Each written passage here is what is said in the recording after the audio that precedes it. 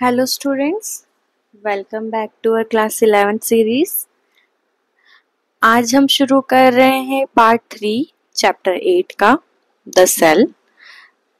इस पार्ट में हम पढ़ेंगे difference between prokaryotic eukaryotic cells, detailed structure of prokaryotic cell, structure of a typical eukaryotic cell, plant cell versus animal cell and the quick comparison देखेंगे। कुछ topics छोटे मोटे जो बच गए हैं एनसीईआरटी से वो हम कवर करेंगे। सो स्टार्ट करते हैं difference between prokaryotic and eukaryotic cell से। आप हमेशा एक बात याद रखिए कि प्रोकैरियोटिक सेल सिंपल होंगे, इनमें कोई ट्रू न्यूक्लियस नहीं होगा और ना ही कोई मेम्ब्रेन बॉन्ड स्ट्रक्चर होगा, ठीक है। बट यूकैरियोटिक सेल कॉम्प्लेक्स होते हैं, इनके पास प्रॉपर न्यूक्लियस होता है और मल्टीपल ऑर्गेनेल्स भी प्रेजेंट होते हैं, ठीक है। साइज याद रखिएगा कि जो आपके यूकैरियोटिक सेल्स होते हैं उनका साइज क्या होगा, छोटा होगा, और जो आपके यूकैरियोटिक है वो बड़े होंगे, प्रोकैरियोटिक छोटे होंगे।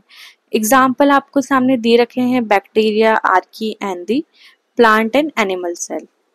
नेक्स्ट आइए,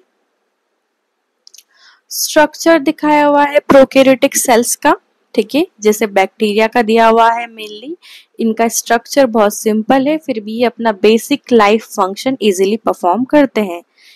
इसके मेन पार्ट्स दिखाए हुए हैं, सेल वॉल जो कि प्रोटेक्शन और शेप के लिए है, प्लाज्मा मेम्ब्रेन अंदर बाहर के ट्रांसपोर्ट के लिए, साइटोप्लाज्म होता है जिसमें सेल के सब कंपोनेंट प्रेजेंट होंगे, न्यूक्लियोइड होता है जहां सर्कुलर डीएनए फ्रीली फ्लोट करता है, राइबोसोम रहेंगे जो प्रोटीन बनाते हैं, पीली एंड फ्लैजिला रहते हैं जो मूवमेंट और अटैचमेंट में हेल्प करते हैं, मीजोसोम्स होते हैं जो रेस्पिरेशन या डीएनए रेप्लिकेशन में हेल्प करते हैं, ठीक है।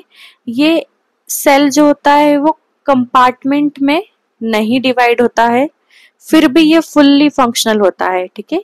इसमें मैं आपको फ्लैजिला बता देती हूँ। ये जो है आपका फ्लैजिला है, एक लॉन्ग थ्रेड लाइक स्ट्रक्चर दिख रहा है, ये स्पेशली मूवमेंट में या डायरेक्शन देने में, लोकोमोशन में हेल्प करता है। छोटे छोटे हेयर लाइक स्ट्रक्चर जो दिख रहे हैं आपको, ये है पिली, इसका काम ये होता है कि सरफेस पर मूव करना या अधेशन में हेल्प करते हैं, ठीक है। इसका डीएनए देखो, फ्री फ्लोटिंग डीएनए है, एक्स्ट्रा क्रोमोसोमल मटेरियल या एक्स्ट्रा जेनेटिक मटेरियल भी प्रेजेंट होता है जिसको हम प्लाज्मिड बोलते हैं, ठीक है। नेक्स्ट आइए, now structure of eukaryotic cells पे आते हैं। ये सेल्स अलग अलग ऑर्गेनल्स होते हैं, इसके अंदर हर एक का अपना फंक्शन होता है। डायग्राम के थ्रू उनके पार्ट्स को समझते हैं। सबसे पहले आपको प्लाज्मा मेम्ब्रेन दिख रही है, सबसे आउटर कवरिंग जो ये इसकी क्या होती है, प्लाज्मा मेम्ब्रेन, ठीक है। उसके बाद आप अंदर देखिए, ये न्यूक्लियस है, न्यूक्लियस के अंदर भरा होगा न्यूक्लियोलस, ठीक है। उसके बाद आप माइटोकॉन्ड्रिया देख सकते हैं, ये येलो बॉडीज जितनी सारी है ये माइटोकॉन्ड्रिया है, ये मेनली पावर हाउस है, ये हमने पहले डिस्कस करा है। एंडोप्लाज्मिक रेटिकुलम दिख रहे हैं दोनों टाइप के, ये वाला आपका जो होता है स्मूथ है और इधर की साइड आपका क्या है, rough endoplasmic reticulum. Rough endoplasmic reticulum पे छोटे छोटे जो डॉट्स दिख रहे हैं वो क्या है, आपके ribosomes. Then Golgi apparatus, Golgi apparatus यहाँ आपको नीचे डाउन दिख रहा है, गोल्जी अपरेटस है ये आपका पूरा, ठीक है। देन आपको लाइजोसोम्स दिख रहे हैं, लाइजोसोम के बाद वैक्यूल, इसमें बहुत छोटे छोटे वैक्यूल्स प्रेजेंट होंगे या कभी कभी वैक्यूल्स प्रेजेंट नहीं भी होते, ठीक है। वैक्यूल मेनली प्लांट सेल में मिलेंगे आपको स्टोरेज के लिए। देन राइबोसोम, साइटोप्लाज्म दिख रहा है, साइटोप्लाज्म सेल के अंदर का जेल लाइक फ्लूइड पूरा, ये जितना भी ब्लू ब्लू दिख रहा है वो क्या है आपका साइटोप्लाज्म। देन साइटोस्केलेटन जो शेप मेंटेन करता है, ये सब मिलकर सेल की हर एक एक्टिविटी परफॉर्म करते हैं, ठीक है। तो ये आपका यूकैरियोटिक सेल है, इसमें प्लांट सेल एनिमल सेल दोनों आएगा, ये हमने एनिमल सेल पढ़ा है। नेक्स्ट आते हैं हम difference between plant cell and animal cell. तो सबसे पहला डिफरेंस यह रहेगा कि प्लांट सेल में सेल वॉल प्रेजेंट होगी और एनिमल सेल में सेल वॉल प्रेजेंट नहीं होती। सेल वॉल का काम यह है कि सेल का शेप मेंटेन करना, एनिमल सेल जो होते हैं वो इरेगुलर होंगे, ठीक है। प्लांट सेल में लार्ज सेंट्रल वैक्यूल होता है ताकि वो वाटर को स्टोर कर सके, एनिमल सेल में नहीं होगा। प्लांट सेल में क्लोरोप्लास्ट होता है क्योंकि उनको खुद का खाना खुद बनाना होता है, फोटोसिंथेसिस करनी होती है, ठीक है। देन प्लांट सेल में सेंट्रोसोम लाइसोसोम नहीं होंगे, एनिमल सेल में होंगे। ये एक प्लांट सेल का डायग्राम दिया हुआ है, ये आपको इजी रहेगा बनाना। सबसे पहले आपको सबसे ऊपर दिख रहा है सेल वॉल। सेल वॉल के अंदर होती है सेल मेम्ब्रेन। सेल मेम्ब्रेन के अंदर क्या होगा हमारा साइटोप्लाज्म। साइटोप्लाज्म में हमारा न्यूक्लियस है। न्यूक्लियस के अंदर बाहर जो होगा rough endoplasmic reticulum, smooth endoplasmic reticulum, mitochondria, ये हमारे क्लोरोप्लास्ट जो है बहुत सारे, ये तीनों दिख रहे हैं। देन ये हमारा बड़ा वैक्यूल है यहाँ से यहाँ तक, क्योंकि इसके अंदर जो होता है पानी आपको स्टोर करना है। नेक्स्ट आइए, की पॉइंट्स ये होते हैं कि प्रोक्यूरिटिक सेल्स जो होते हैं वो सिंपल होते हैं without true nucleus. Eukaryotic cell जो होते हैं वो कॉम्प्लेक्स होते हैं, इनके पास ट्रू न्यूक्लियस भी होगा और मेम्ब्रेन बॉन्ड ऑर्गेनेल्स भी होंगे। प्लांट सेल में सेल वॉल होगी, क्लोरोप्लास्ट होगा, वैक्यूल बड़ा होगा। एनिमल सेल में ये सब कुछ एब्सेंट होगा, पर क्या प्रेजेंट होगा, सेंट्रियोल्स प्रेजेंट होंगे। इनके डिफरेंस को समझना इम्पॉर्टेंट है, इसलिए जब भी आप सेल डिवीजन और जेनेटिक्स पढ़ेंगे, क्योंकि ये बेसिक टर्म्स आपको वहां पर आगे काम आएंगे, तो इन्हें पहले आप अच्छे से रिवाइज करिएगा। देन सेल सरफेस पे आते हैं। तो सेल सरफेस हमने पहले भी पढ़ा था प्लाज्मा मेम्ब्रेन के बारे में, पर हमने स्ट्रक्चर उसका देखा नहीं था। तो मैं एक बार फिर से आपको बताऊंगी कि इसका स्ट्रक्चर जो होगा एनिमल सेल में मिलता है हमको प्लाज्मा मेम्ब्रेन मेनली। ये काय से बना होता है, लिपिड से एंड प्रोटीन से, ठीक है। देन ये आपको दिख रहा है, इसमें आप ये देखो दो लेयर मिलेगी आपको। सबसे ऊपर जो होगी एक ये आपकी यहाँ से यहाँ तक, ये पूरी हमारी फॉस्फोलिपिड की लेयर एक हो गई। देन ये दूसरी नीचे एक और लेयर हो जाएगी जो कि फॉस्फोलिपिड की रहेगी, यहाँ से यहाँ तक, okay. Then I am sorry, हम आगे आ गए हैं, सॉरी हम इसे कंटिन्यू करते हैं। देन जो बीच में आपको गोल गोल दिख रहे हैं ये प्रोटीन से, प्रोटीन दो टाइप के रहेंगे, एक होंगे एक्सट्रिंसिक प्रोटीन, एक होंगे इंट्रिंसिक प्रोटीन। एक्सट्रिंसिक प्रोटीन जो बाहर की साइड प्रेजेंट है, अंदर एम्बेडेड नहीं है लेयर के। इंट्रिंसिक प्रोटीन पूरे एम्बेडेड रहेंगे, ये आप देख सकते हैं यहाँ से यहाँ तक लेयर के बीच में है, ठीक है।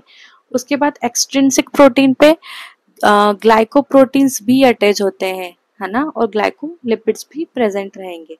ये मॉडल है, इसको बोलते हैं fluid mosaic model of plasma membrane, ये आपको पढ़ना इंपॉर्टेंट है।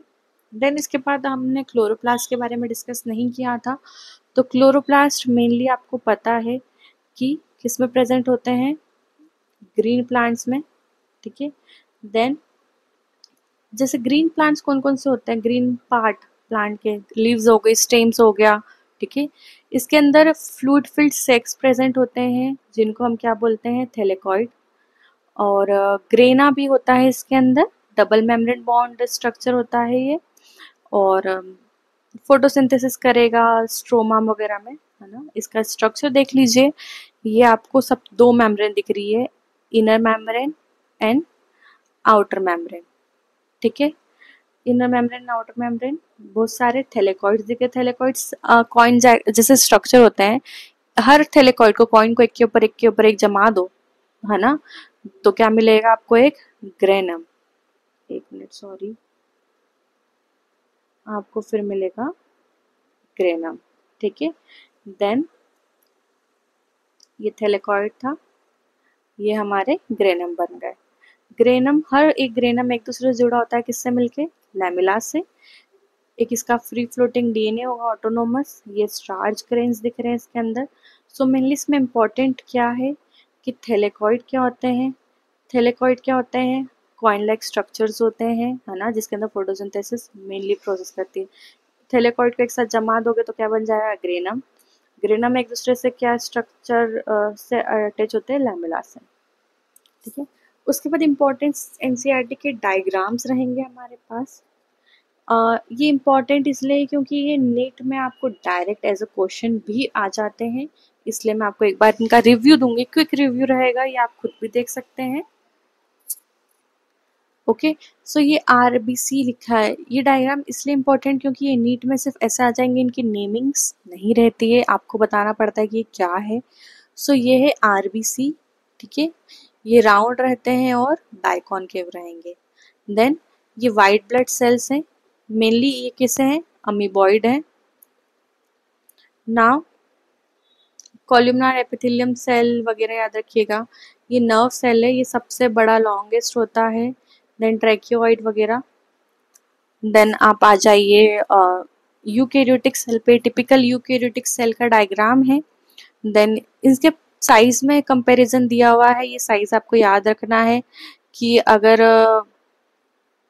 यूकैरियोटिक सेल है तो वो 10 to 20 माइक्रॉन्स का होगा, अगर टिपिकल बैक्टीरिया है तो वो और 1 to 2 माइक्रॉन का होता है। पीपीएलओ जो होते हैं वो 0.1 माइक्रॉन के होते हैं। वायरस जो होते हैं वो 0.02 to 0.2 माइक्रॉन के होते हैं, मतलब ये वैल्यूज आपको याद रखनी पड़ेगी। ये दो डायग्राम्स हैं जो दिए हुए हैं एनसीईआरटी में, इनका एज इट इज नेमिंग और एज इट इज सब कुछ आपको याद रखना है, भले आपको बनाते ना आए, पर इनकी नेमिंग, इनके पार्ट्स आपको याद रखने हैं क्योंकि ये नीट पॉइंट ऑफ व्यू से बहुत इम्पोर्टेंट है। देन अब साइटोस्केलेटन हमने पढ़ा था, ठीक है। तो साइटोस्केलेटन के बाद सॉरी हमने यूकैरियोटिक सेल में सीलिया एंड फ्लैजिला वगैरह पढ़े थे, तो इनका स्ट्रक्चर ये होता है। ये डायग्राम आपको पढ़ना इम्पॉर्टेंट है, इसका अरेंजमेंट पढ़ना इम्पॉर्टेंट है, ठीक है। इसका सेम नाम वगैरह याद रखे ना। ये न्यूक्लियस का स्ट्रक्चर है, माइक्रोस्कोप से अगर हम देखते हैं तो हमको क्या क्या दिखता है, न्यूक्लियोप्लाज्म दिखता है अंदर। न्यूक्लियोप्लाज्म के बाद क्या दिखता है आपको, न्यूक्लियोलस दिखता है, न्यूक्लियर पोर, न्यूक्लियर मेम्ब्रेन। ये आपके क्रोमोसोम का स्ट्रक्चर है, अलग अलग टाइप के क्रोमोसोम होते हैं, तो ये चारों टाइप के हैं। इसमें इनके नाम याद रखना कि सैटेलाइट है, ये secondary constriction, centromere, short term वगैरह क्या होता है, ठीक है। देन थैंक यू, आज हमने पार्ट 3 कंप्लीट किया है, ठीक है। ये हमारा पार्ट 3 था, इसके हमने प्रोकैरियोटिक, यूकैरियोटिक सेल्स और जो भी प्लांट एनिमल सेल का कंपैरिजन देख लिया है। अगला पार्ट हम नेक्स्ट चैप्टर जो है एनसीईआरटी का सेल साइकिल और सेल डिवीजन हम पढ़ेंगे, उसमें मियोसिस, माइटोसिस वगैरह कंप्लीट करेंगे, उनका डिफरेंस कंप्लीट करेंगे। So don't forget to like and share and subscribe to us channel. Bell icon दबाना मत भूलिएगा ताकि आपको जब